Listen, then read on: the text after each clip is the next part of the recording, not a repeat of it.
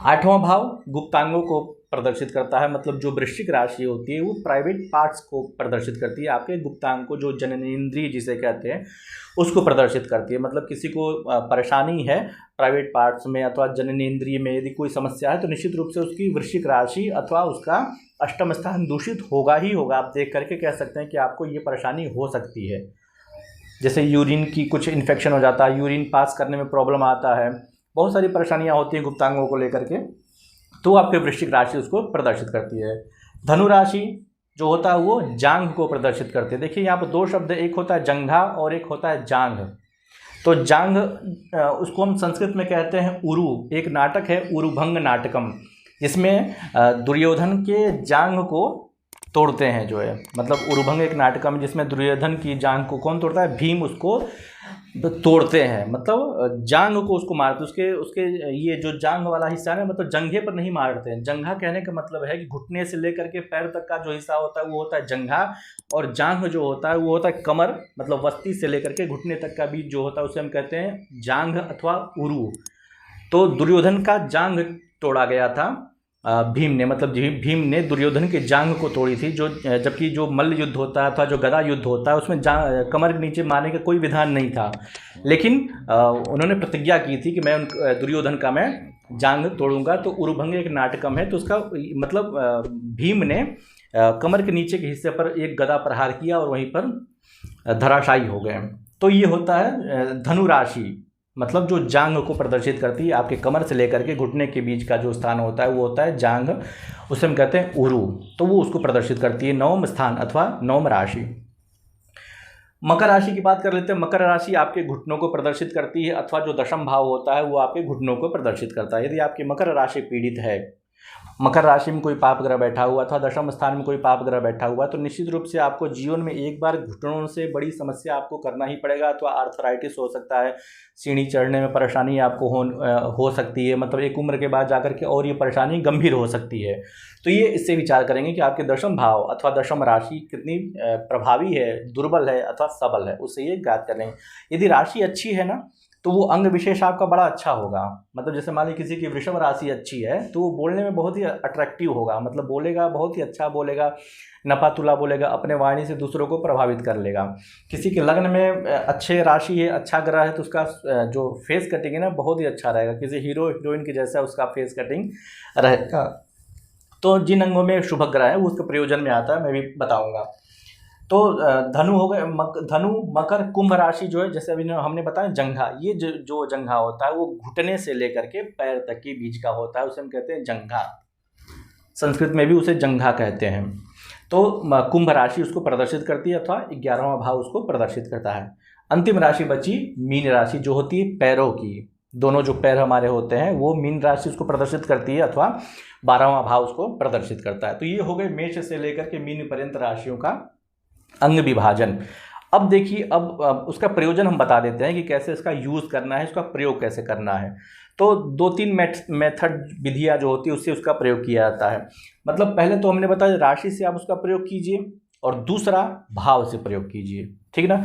कमर दर्द की हम बात ले लेते हैं। जैसे मान लीजिए कमर का जो कौन सी राशि होती है, कन्या राशि, और भाव कौन सा होता है, छठा भाव। मान लीजिए यहाँ पर छठा भाव ना भी हो, यहाँ पर छठी राशि ना भी हो, कोई दूसरी राशि हो 7, 8, 9, तो भी राशि और भाव इन दोनों में देख लेंगे कौन ज़्यादा बलशाली है। जो सर्वाधिक बलशाली होगा उस अंग विशेष से संबंधित परेशानी करेगा। यहाँ पर हम कल्पना कर लेते हैं, छठे भाव में यदि हम यहाँ पर लिख देते हैं राहु,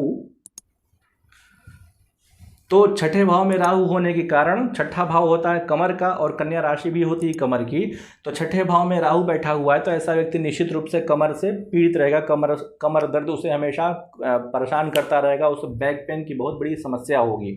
अथवा कमर का जो हिस्सा होता है इस हिस्से में किसी न किसी प्रकार से उसको परेशानी, मतलब रीढ़ की हड्डी जो मेरुदंड होता है, जो प्रारंभ होता है आपके पीछे वाले भाग से, तो वो कहीं ना कहीं प्रभावित रहेगा ही रहेगा यदि आपके छठे भाव में पाप ग्रह। यहाँ पर एक बात अवश्य आप समझ लीजिए कि पाप ग्रह जो होते हैं वो उस अंग को पीड़ित करते हैं, और शुभ ग्रह जो उस अंग को मजबूत करते हैं अथवा उसको अट्रैक्टिव बनाते हैं।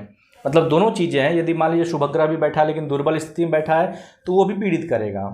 पाप ग्रह है लेकिन अपनी ही राशि का है तो उसको मजबूत करेगा, लेकिन चूंकि पाप ग्रह का स्वभाव ही होता है परेशान करना, तो वो परेशान करेगा आपको रोग के माध्यम से। जैसे मान लीजिए किसी को बहुत माइग्रेन की परेशानी है, उन्माद है, सिजोफ्रेनिया है, उसको सोचने समझने की उसको बीमारी है, कई बार उसको भ्रम लगा रहता है, तो इसका मतलब कहीं ना कहीं उसकी मेष राशि अथवा कहीं ना कहीं उसका प्रथम भाव पीड़ित होगा। तो किसी के मेष राशि में मान लीजिए मंगल बैठ जाए तो ऐसा व्यक्ति बहुत ज़्यादा गुस्से वाला हो जाएगा, क्योंकि मंगल पाप ग्रह है और पाप ग्रह कहाँ बैठा है, आपके मेष राशि में है, उसकी अपनी ही राशि। लेकिन मैंने बताया ना कि उसका स्वभाव है, पाप ग्रहों का स्वभाव, यदि वो अपना स्वभाव छोड़ देगा तो फिर उसको पाप ग्रह कहने का मतलब कहिए, चोर यदि अपनी चोरी ही छोड़ दिया तो फिर वो तो साधु बन गया। तो चोर जहाँ भी रहेगा चोरी ही करेगा मेरे सिद्धांत के अनुसार। तो मेष राशि में यदि मंगल बैठा हुआ है, अपने घर का ही क्यों ना हो, लेकिन वो उसको प्रभावित करेगा। ऐसा व्यक्ति मानसिक रूप से परेशान रहेगा, उसको ज्वर हमेशा रहेगा, सर दर्द हमेशा रहेगा, आधा कपारी जो बीमारी होती है वो रहेगा, माइग्रेन रहेगा, इस तरह परेशानी उसको निश्चित रूप से रहेगी, कहीं ना कहीं वो उसको प्रभावित करेगी ही करेगी।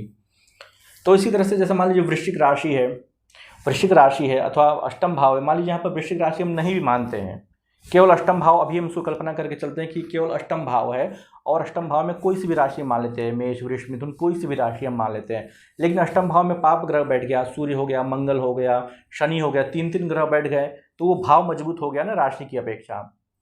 तो वो क्या करेगा, अष्टम भाव किस चीज़ का होता है, गुप्तांगों का।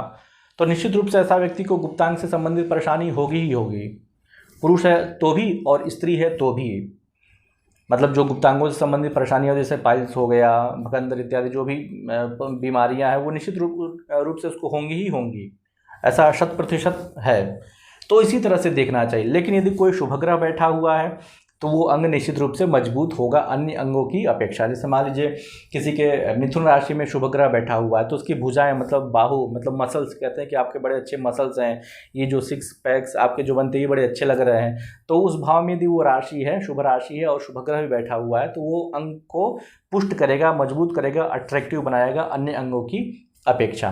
तो जैसे कोई ज्योतिष का काम कर रहा है तो उसके लिए तो द्वितीय भाव मजबूत होना बहुत ही आवश्यक है। अथवा द्वितीय भाव में मान लीजिए पाप ग्रह है लेकिन वृषभ राशि उसकी यदि अच्छी हो गई तो वृषभ राशि भी उसके मुख का प्रतिनिधित्व करेगी, तो वो उसको उस क्षेत्र में ले जाएगी। जैसे किसी व्यक्ति को आपने देखा होगा हमेशा वो अपशब्द बोलता रहता है, गाली गलौज हमेशा देता रहता है, तो इसका मतलब ये है कि उसके वृषभ राशि अथवा उसका द्वितीय भाव कहीं ना कहीं पाप पीड़ित है। मुझे एक कथा इस पर स्मरण आ रही है, बहुत ही प्रैक्टिकल कथा है, तो मैं किसी ने मुझे सुनाया था, मैं आपको उसके साथ शेयर कर रहा हूँ। जम्मू में एक बड़े अच्छे ज्योतिषी थे, लेकिन वो किसी के फलादेश करते थे ना, तो किसी के बारे में यदि सही बोले तो वो घटित नहीं होता था, लेकिन यदि वो किसी के बारे में अशुभ बोलें तो वो 100% घटित होता था। मतलब किसी को कहते कि तुम्हारा प्रमोशन होगा तो वो कदाचित हो सकता था लेकिन प्राय नहीं होता था, लेकिन वो बोल दे कि तुम्हारा एक्सीडेंट होगा ना तो निश्चित रूप से वो एक्सीडेंट उनका हो ही जाता था। तो कई बार लोग उनके सामने अपनी कुंडली न दिखा करके अपने शत्रु, अपने प्रतिद्वंदी की कुंडली दिखाते हैं कि गुरुजी इसका कुछ अशुभ बोलेंगे तो वो उसको जरूर हो जाएगा। तो उसमें कारण यही है कि उनका द्वितीय भाव, मतलब किसी का भी, मैं नाम नहीं ले रहा हूँ, मतलब द्वितीय भाव यदि आपका, जैसे मान लिया आप ज्योतिष के क्षेत्र में अथवा आपको कम्युनिकेशन से संबंधित काम करते रहते हैं, आप जो है किसी को गाइड करते रहते हैं, काउंसलर हैं, तो आपका द्वितीय भाव अथवा वृषभ राशि यदि अच्छी है तब तो आप उसमें सफल हो सकते हैं। यदि उसमें पाप ग्रह है तो मुश्किल है कि आप उस क्षेत्र में सफल हो सकें। सफल हो भी जाएंगे, कुख्याति भी होती है, ख्याति भी होती है।